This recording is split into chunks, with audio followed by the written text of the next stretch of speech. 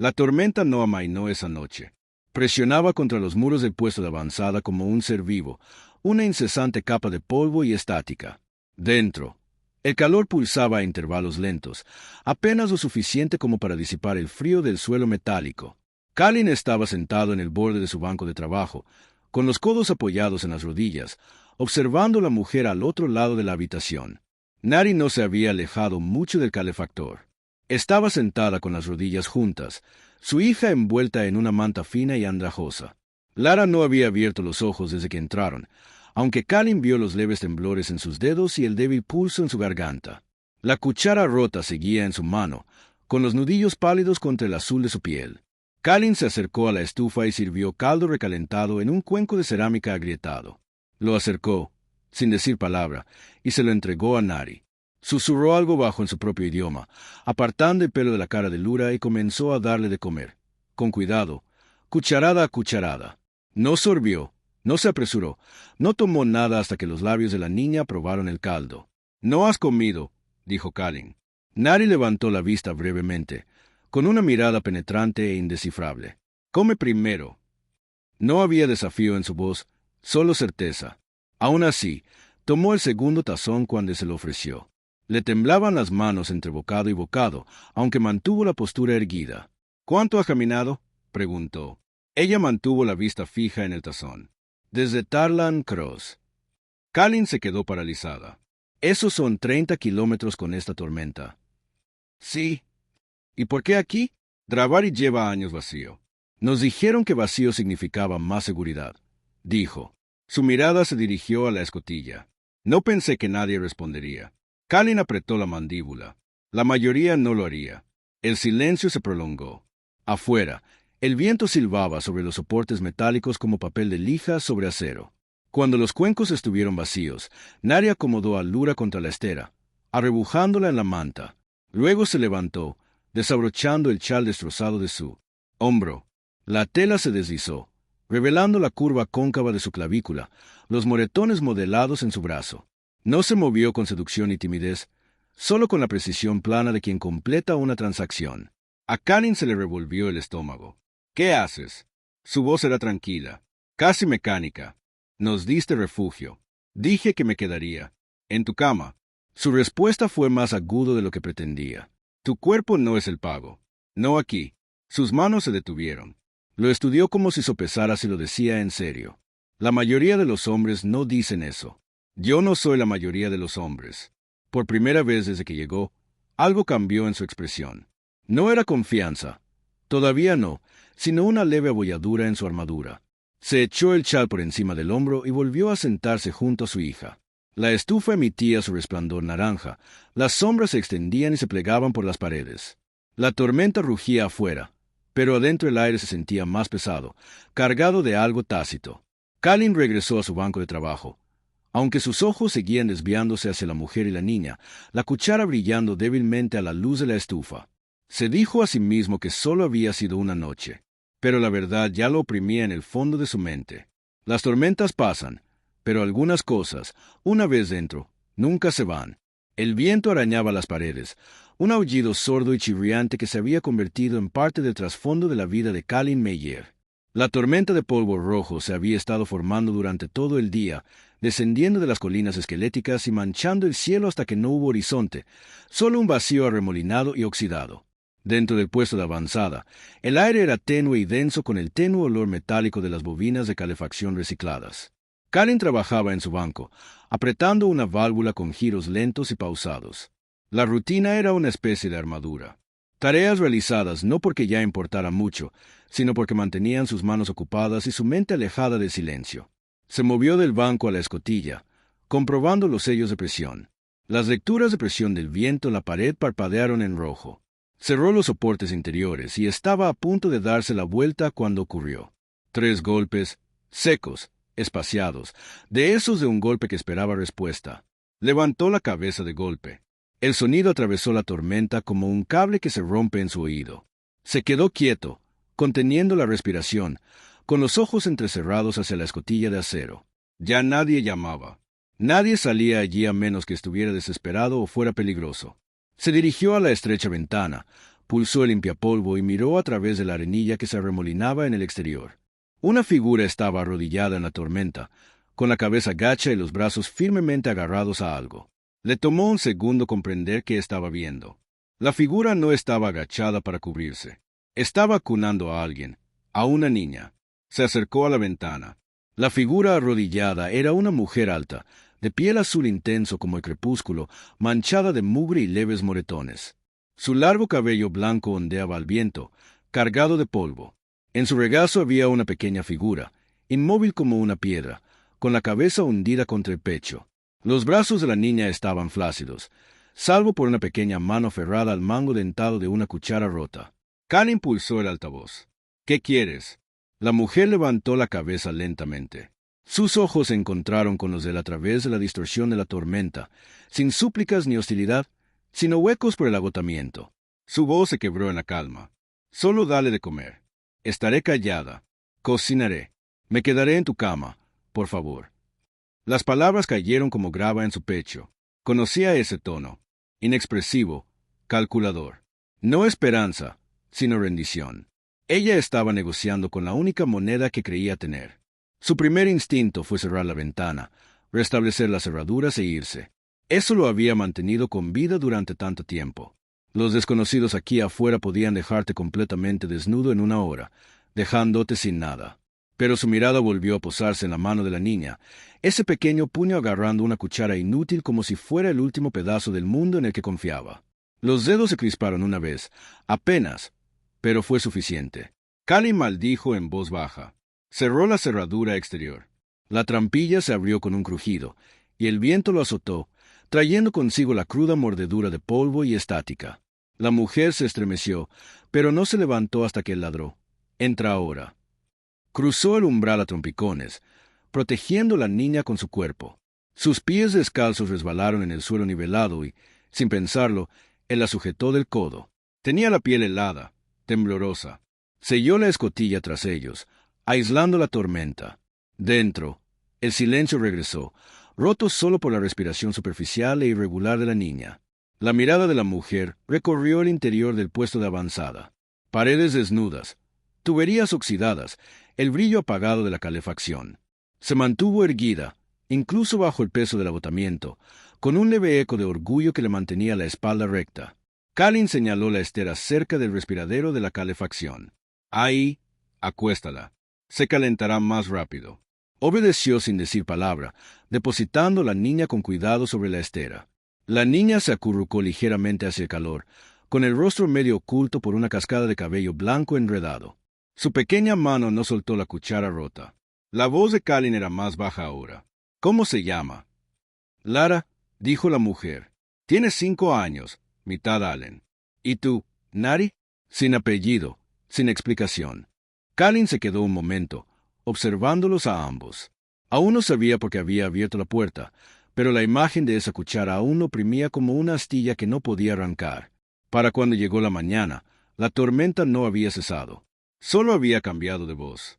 Las ráfagas estridentes se habían suavizado hasta convertirse en un gemido bajo y constante que se abría paso por cada grieta del puesto de avanzada. El polvo aún flotaba en el aire, reflejando la tenue luz que se filtraba por las grietas de los paneles del oeste. Kalin despertó con el leve sonido de movimiento. Por un segundo, pensó que era el viento una mala pasada. Entonces, el olor lo alcanzó, diferente del rancio aroma a grano almacenado o a pasta de raciones recalentada. Esto era más nítido, ligeramente terroso, con un toque de algo cálido y casi humano. Se incorporó en su catre al otro lado de la habitación.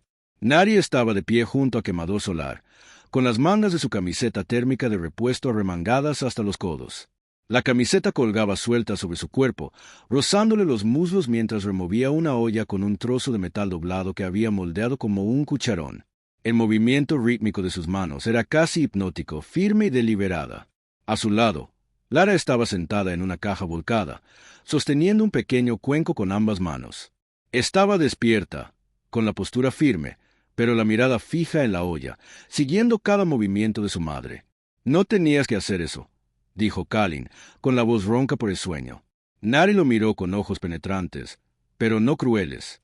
«Lo sé, pero es comida, no caridad. Dije que cocinaría». Kellyan se acercó, curioso a su pesar. Dentro de la olla, el caldo hervía a fuego lento con rodajas de raíz ablandadas, trocitos de grano seco, y frunció el ceño, diminutas motas verdes. ¿Dónde encontraste la lata de especias? Ella no levantó la vista. La tenías enterrada detrás de los filtros. La mayoría de la gente olvida lo que esconde hasta que alguien más lo encuentra. La observó un momento. Se movía con la serena eficiencia de quien se ha pasado la vida arreglándoselas con sobras, encontrando maneras de convertir la necesidad en algo más. No solo les daba de comer. Estaba recuperando el control. Cuando la comida estuvo lista, la repartió sin dudarlo. Primero Ara, luego Kalin y finalmente ella misma. Era comía despacio, con cuidado en cada bocado. Ya no agarraba la cuchara como un arma, sino que la sostenía con ambas manos como si temiera que el calor desapareciera. No habla mucho, dijo Nari en voz baja. Antes de los disturbios, lo hacía. ¿Qué pasó? La mirada de Nar se quedó fija en su hija. Nos escondimos en los respiraderos sobre el bloque de viviendas. Su padre intentó alcanzarnos cuando comenzó el incendio, pero el piso superior se derrumbó. Su voz no se quebró, pero la pausa que siguió fue pesada. Desde entonces, conserva la voz.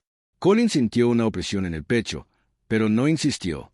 Esperaron en silencio, mientras el quemador hacía un suave tic-tac en la esquina. Afuera, el viento silbaba por el revestimiento como un intruso impaciente. Más tarde, mientras Kalin trabajaba en el panel solar oriental, Nahari salió del almacén con 2 filtros quemados en las manos. ¿Los guardas? Preguntó. Recupero lo que puedo. Están todos quemados. Puedo hacerle un acolchado para los pies, dijo simplemente. No tiene botas. Él ni siquiera se había dado cuenta. Hazlo. Toma lo que necesites. Al anochecer, Ura tenía un par de mantas improvisadas atadas a sus calcetines, y Nari llevaba una hombrera remendada, cosida con una toalla vieja. Todas se sentaron cerca del calefactor y, por primera vez, la postura de Nari había cambiado. Ya no estaba acurrucada alrededor de su hija como un escudo. Se sentó erguida, con los hombros rectos y la mirada tranquila. La tormenta aún susurraba afuera, pero en su interior algo más había echado raíces. No confianza, todavía no, sino el comienzo de ella. Esa noche, el puesto de avanzada se sintió más pequeño. No por estar atrapada, sino por la forma en que el sonido y la distancia parecían comprimidos, como si cada respiración y movimiento llegara más lejos de lo debido. La tormenta se había calmado hasta convertirse en un zumbido inquieto más allá de los muros, y el tenue resplandor anaranjado del calefactor pintaba las esquinas con sombras cambiantes. Kalin trabajó en su banco más tiempo de necesario, fingiendo estar absorto en la recalibración de un condensador. En realidad, su atención seguía desviándose hacia la estera cerca del calefactor donde yacían Nari e Ira. La niña ya se había sumido en un sueño profundo y uniforme, con su pequeña mano apoyada en las fundas de tela dobladas para botas que su madre había hecho antes. Nari seguía despierto. Al principio se acostó de lado, de espaldas a él, pero después de un rato se incorporó lentamente, con cuidado de no despertar al niño. Sin hacer ruido, desenrolló una segunda estera y la colocó más cerca de su lado de la habitación. No a su lado, pero lo suficientemente cerca como para que la diferencia fuera deliberada. Kalin seguía moviendo las manos sobre las herramientas, pero no pudo evitar preguntar. ¿Frío? Su voz era baja, mesurada. Eso es parte de ello. Miró por encima del hombro. Ella lo observaba, con la mirada fija en la penumbra. Y el resto. Miró a Laura, luego a él. He dormido en demasiadas habitaciones donde la distancia significaba peligro. A veces, más cerca se siente más seguro. No respondió de inmediato. Había pasado años valorando la distancia como moneda de cambio. El espacio significaba control, significaba la capacidad de actuar sin interferencias. Pero algo en la forma en que lo dijo le hizo darse cuenta de que, para ella, la distancia significaba algo completamente distinto. Abandono. Dejó el condensador. Puedes quedarte ahí. Frunció el ceño ligeramente. ¿No crees que te lo estoy ofreciendo otra vez? No, ya no. Y no te lo estoy pidiendo. Lo observó un momento y luego se dejó caer en la colchoneta, cubriéndose con una fina manta hasta la barbilla. El espacio entre ellos seguía ahí, pero ya no parecía una barrera. Era una pausa, una elección, algo que podía cruzarse sin miedo.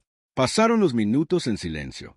Entonces, con la voz más débil e inestable que había oído en días, llegó una sola palabra desde el otro lado de la habitación. Mamá. Kalin giró la cabeza al instante. Laura estaba medio despierta, con la cara hundida en la manta, los ojos apenas abiertos. Nari se quedó paralizada, con las manos temblorosas mientras extendía la mano hacia su hija, apartándole el pelo de la cara. «Estoy aquí», susurró, con la voz entrecortada de una forma que Kalin no había oído antes. Lara no dijo nada más, pero su respiración se volvió más lenta, su cuerpo relajándose bajo el tacto de su madre. Nari permanecía inclinada sobre ella un buen rato, con los ojos cerrados, como si necesitara ese momento tanto como la niña. Kalin se recostó contra la pared, su mirada alternando entre ellas. No estaba seguro de que lo inquietaba más, si el hecho de que la niña hubiera hablado por primera vez desde su llegada, o la forma en que esa palabra había cambiado por completo el aire de la habitación. La tormenta del exterior resonaba contra el revestimiento, pero en el interior algo había cambiado. El silencio ya no se sentía como el vacío a que estaba acostumbrado. Se sentía como la quietud, después de que algo frágil apenas comenzaba a echar raíces. Los días se desdibujaron después de esa noche, como el tiempo cuando no hay calendario. Solo el ritmo de la luz, y la oscuridad, el calor y el frío. Afuera, el mundo seguía siendo hostil. Las tormentas iban y venían, y el aire siempre estaba cargado de polvo. Pero dentro del puesto de avanzada, el espacio comenzó a cambiar. Kalin lo notó primero en los detalles. Las herramientas en su banco permanecieron, en filas más ordenadas. Las cajas de almacenamiento ya no estaban abiertas, medio olvidadas. La palangana fue limpiada sin que se lo pidiera. Nari se movía por el espacio como quien mapea un territorio, no a escondidas, ni tomando prestado, sino reclamando con pasos pequeños y deliberados. Él había dejado de llevar la cuchara rota. Ahora yacía en el estante cerca del calentador como desactivada. En su lugar, llevaba una pequeña vara de grafito que él había encontrado en un viejo kit de reparación. Lo usaba constantemente, en cuclillas en el suelo o junto a la pared, dibujando líneas sobre la superficie cubierta de polvo. Una noche, cuando Kalin regresaba de revisar las tuberías de condensador, la encontró encorvada sobre un trozo de suelo limpio, con la lengua asomando ligeramente por la comisura de la boca, concentrada. Nari estaba cerca, remendando el dobladillo de la toalla que usaba como cubrehombros. Ninguno de los dos levantó la vista cuando él entró. Se agachó junto a Laura, observando cómo las figuras tomaban forma. Al principio pensó que era una casa rudimentaria, 3 rectángulos verticales bajo un techo torcido. Pero entonces vio las figuras dentro. 3 figuras, 2 altas y una pequeña, tomadas de la mano, y en los brazos de la figura más pequeña había dibujado otra figura aún más pequeña, casi como un bulto. Algo en su pecho se movió. «¿Qué es esto?», preguntó en voz baja. Lara no habló. Simplemente golpeó ligeramente la figura más alta con la varilla de grafito, y luego le dio un golpecito en la pierna. La costura de Nari se ralentizó. Levantó la vista, vio el dibujo y se quedó paralizada. Sus manos se quedaron quietas sobre la tela. La voz de Kalin se mantuvo firme. «Estos somos nosotros». La chica asintió levemente y volvió a añadir líneas al techo. Nari dejó la costura a un lado, cruzando el breve espacio que la separaba. Se quedó de pie frente al dibujo un buen rato, con el rostro indescifrable. «Nunca he dibujado algo así», murmuró casi para sí misma. Entorna los ojos. Parece que ha decidido quedarse. Nari exhaló lentamente, con un sonido entre el alivio y la inquietud. Una cosa es que yo lo desee, y otra que ella lo desee. Su voz se fue apagando, como si temía que terminar la idea la hiciera añicos. Los 3 se quedaron allí un rato, el zumbido de la calefacción llenando el silencio. Afuera, el viento arreció de nuevo, golpeando los paneles. Dentro, la imagen del suelo parecía anclarse en la habitación, una frágil declaración grabada en el polvo. Cuando Ua finalmente dejó la vara de grafito y se acurrucó junto a su madre, Kalin se dio cuenta de que había estado conteniendo la respiración. Ese pequeño dibujo, esas 4 formas, habían provocado algo que no podía identificar. Habían hecho que la idea de una noche pareciera ridículamente imposible. Esa noche, el aire dentro del puesto de avanzada se sentía más pesado que el clima exterior. La voz del viento se había suavizado hasta convertirse en un siseo distante, pero cada sonido dentro de esas paredes se escuchaba como un susurro en una habitación sellada. Kalin se sentó en el borde de su estera, con las manos apoyadas en las rodillas, observando las sombras mecerse con el pulso de la calefacción. Al otro lado de la habitación, Nari estaba de pie junto al lavabo, doblando la toalla que había estado remendando antes. No habló cuando se acercó a él. No lo miró como si pidiera permiso ni sopesara el peligro. Se detuvo a pocos metros, sus pies descalzos en silencio sobre el suelo enrejado. La tenue el aroma de la especia que había usado en la cena aún la impregnaba. «Quiero que me veas ahora», dijo en voz baja. Sus manos se movieron hacia el cierre de su hombro y la toalla se deslizó. La camisa que llevaba debajo colgaba suelta, medio desabrochada, y se la quitó con un movimiento tranquilo y pausado. No había temblor en su cuerpo, ninguna actuación ensayada, solo la serena autoridad de alguien que se recupera. «Esto no es un pago», dijo. «Lo sé», respondió Kalin, en voz baja pero segura. Sus ojos sostuvieron los de él un largo instante antes de dar un paso adelante, acortando la distancia que les separaba. Sus manos encontraron su pecho, las palmas cálidas contra la tela de su camisa, y se inclinó hasta que sus frentes se tocaron. Su respiración era lenta, mesurada, no el jadeo rápido de miedo, sino el ritmo de alguien que elige estar allí. Cuando lo besó, fue firme y seguro. Él le devolvió el beso, deslizando una mano hacia su cintura y la otra hacia la nuca, enredando los dedos en la trenza suelta de su cabello blanco. Ella no rehuyó su tacto. En todo caso, se acercó más, profundizando la conexión sin prisas, sin vacilar. Se tumbaron juntos en su colchoneta. El resplandor anaranjado de la calefacción proyectaba sus sombras unidas contra la pared del fondo. La ropa se deslizó sin urgencia, cada movimiento deliberado. Sus manos exploraron su piel, no como si la reclamara, sino como si confirmara que era real. «He pasado años siendo tocada porque alguien más decidió que lo sería», murmuró contra su hombro. «Esta vez es mía». La mano de Kalin acarició su espalda, posándose en su cadera. «Entonces tómala», dijo. Ella lo hizo. Se movían juntos a un ritmo que no tenía nada que ver con la supervivencia, sino con la elección, con el deseo. No era apresurado, ni cuidadoso, como se maneja algo frágil.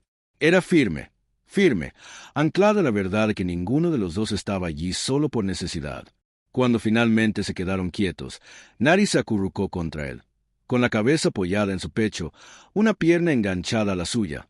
Su respiración se estabilizó y, por primera vez desde que la conoció, su cuerpo no mostraba rastro alguno de la tensión que había estado presente desde el principio. Al otro lado de la habitación, Lara se removió en sueños, murmurando suavemente antes de volver a acostarse. Los ojos de Nari se abrieron brevemente, mirando a su hija y luego de nuevo a él. «No me voy a ninguna parte», susurró. «Bien», respondió él, porque ahora sabía que no quería que lo hiciera. El brillo de la calefacción se atenuó cuando las células de reserva se activaron para la noche, y el viento exterior parecía lejano. La tormenta podía volver mañana o al día siguiente, o nunca más. No importaba. Lo que habían construido aquí esta noche no era una ganga. Era un comienzo. La mañana llegó lentamente, con una luz pálida y deslavada filtrándose a través de los paneles parcheados sobre la plataforma de transferencia. La calefacción hacía tiempo que se había apagado, dejando el aire lo suficientemente fresco como para que el aliento de Kalin se volviera ligeramente vaporoso al incorporarse. Nari seguía a su lado, acurrucada de lado, con una mano apoyada ligeramente sobre su estómago, su cabello suelto sobre la colchoneta como una capa de escarcha. Se movió cuando él se movió, parpadeando para alejar el sueño de sus ojos. Ninguna tensión se apoderó de sus hombros, ninguna separación repentina. Simplemente lo observó un momento antes de murmurar. «Buenos días, respondió. Al otro lado de la habitación, Laura yacía envuelta en una maraña de mantas, con la cara medio enterrada en la tela. Había dormido en silencio toda la noche, y verla tranquilizó algo profundo en Kalin, que desconocía. Desayunaron juntos en silencio, pero no era el silencio denso y reservado de sus primeros días. Era el que dejaba espacio para la reflexión, para el peso de la tierra compartida. Nari cortó en rodajas finas lo que quedaba de la raíz en conserva, mientras Colin removía el grano. Ella le entregó el primer tazón sin dudarlo, y la comisura de su boca se curvó ante el cambio. A Lara siempre la habían servido primero. Después de comer, Lara se deslizó a su lugar favorito, cerca de la trampilla, donde la losa de hormigón le ofrecía una superficie limpia para dibujar. Abrió el libro recuperado que Kalin le había dado y comenzó a dibujar con trazos largos y pausados.